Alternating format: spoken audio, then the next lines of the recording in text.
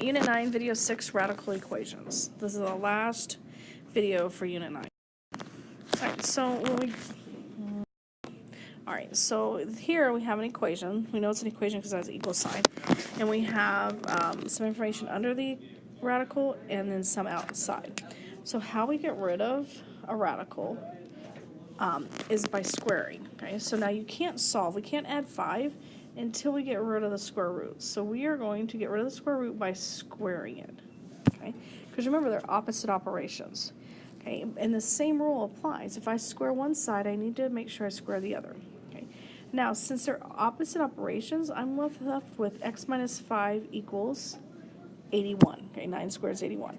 Okay, now it's just like from Unit 1. So we're going to add 5, and x equals 86, and that is my answer.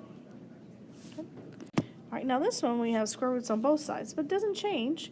I got to get rid of them. So if I square this side, I also have to square this side. Now since square roots and squaring are opposite operations, I'm going to bring down what's under the square root. And now I'm going to solve it. I have to collect my x's, so I'm going to move this 7x over here. So that is 9. 8x minus 7x is 1x. Okay, and then I'm going to add 4. And I get 13 equals x. And that is my answer. And that's all we have to do with equations.